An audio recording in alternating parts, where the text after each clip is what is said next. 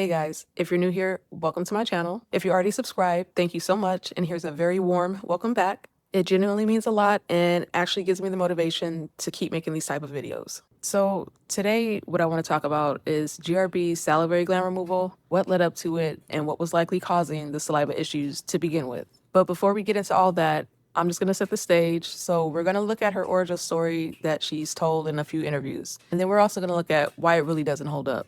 Now, I know a lot of you, or probably most of you, are very familiar with GRB's narrative surrounding her salivary glands. But if you're not, here's a clip or two for context. How do you think she was able, you had your most painful surgery was when your salivary glands in your neck were removed because your mom convinced doctors that you were drooling too much? Yes, yes. When in fact she had put something on your gums to numb you and you were drooling.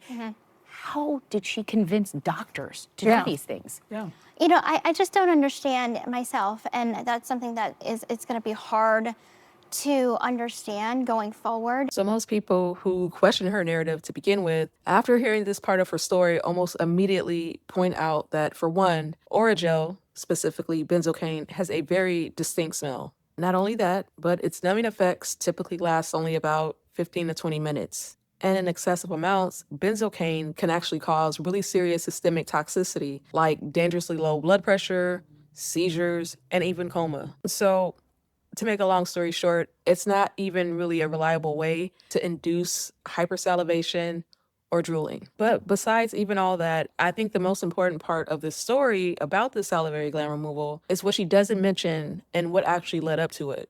So what Gypsy fails to mention in this interview, or really any other time she's told this story, is that prior to any salivary gland removal, she had already been undergoing treatment because she had difficulty clearing and managing her own saliva. And how do we know this? Well, the earliest record we have available with any mentioning of hypersalivation or difficulty clearing saliva is from Tulane University Hospital and Clinic, dated December 8th, 2004, with the chief complaint listed as choking on her own saliva. The doctor's note goes on to explain that GRB had been treated with Botox injections in May of 2004, which at that time were also noted to be effective. The note then goes on to say that she had recently been having trouble again managing her saliva, although she had not experienced any aspiration pneumonia. And this bit right here just basically means there were no episodes of saliva entering into her lungs that could potentially cause pneumonia. However, she was beginning to have drooling, choking, and coughing episodes again. So during his physical examination of GRB, the doctor noted that he did not observe any gross or significant choking or coughing, but he did see that her oral mucosa was very moist with some pooling of saliva at the floor of the mouth.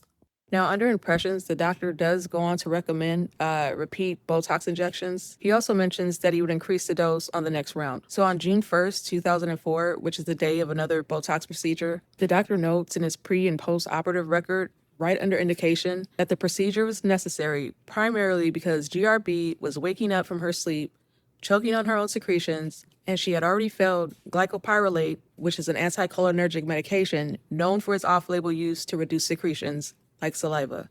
Now, this bit is important for a few reasons, but mainly because she's struggling to manage saliva in her sleep.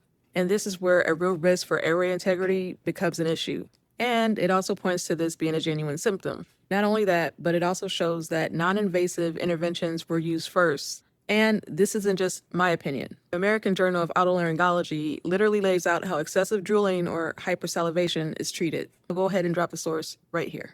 So as we can see within the documentation, these are pretty clear-cut paper trails of the doctor's plan and his interventions. And as we can also see, it definitely wasn't to remove her salivary glands on the first go. And I know a lot of us here already know this, but anyone who believes GRB's story should also really understand that just because physicians have a lot of professional autonomy, it doesn't mean they can go just casually performing surgeries or removing organs at will. Doctors are usually bound by strict policies, protocols, and procedures, and a lot of us wouldn't be able to just go to our doctors and complain about foot pain and the next day wake up as an amputee. Like, it just doesn't work that way. There are many levels to these treatment plans, is all I'm saying. So continuing from the pre- and post-operative note from June 1st of 2004, the doctor also goes on to note what he performed in this particular surgery, where he administered the Botox and how much, which in this case was 40 units of Botox injected into each of her parotid glands and 40 units injected into each of her submandibular glands. The record also goes on to note that she tolerated the treatment very well, awakened in a timely manner, and was discharged in stable condition. So now that we've clarified and kind of made some sense about everything, now let's look at what was likely causing the difficulty in clearing saliva in the first place. Now, if you watched my previous video, What the Media Never Explained About GRB's Health, you probably already know where I'm going with this. But if you haven't, here's a slimmed down version. So GRB has a documented 1Q2.1 microdeletion, and it also explains a lot of the domino effect issues we see in her medical records. So this particular microdeletion is linked to symptoms like microcephaly or small head, which can then lead to symptoms like micronadia or small jaw.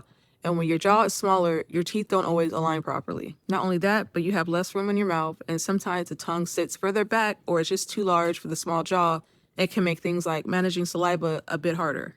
And when you combine things like hypotonia or low muscle tone with any structural or anatomical issues, you can end up with issues like oral motor dysfunction or oral motor dysfunction.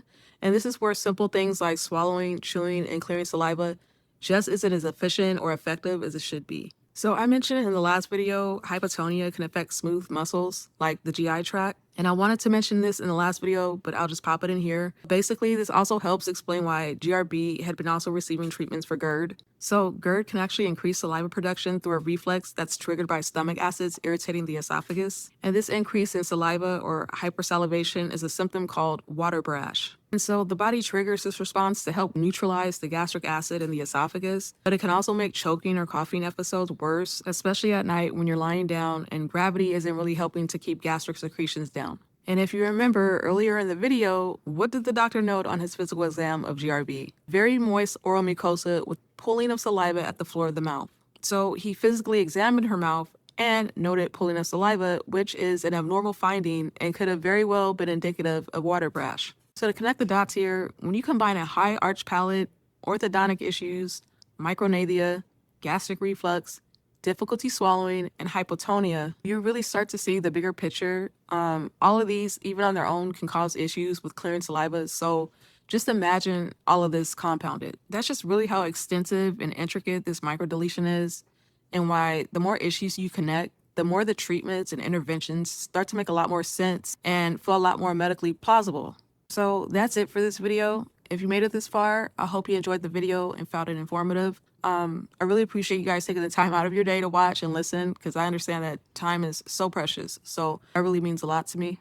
If you would like to see more breakdowns, feel free to hit the like button, but also know there's never any pressure. Thank you again for watching, and take care.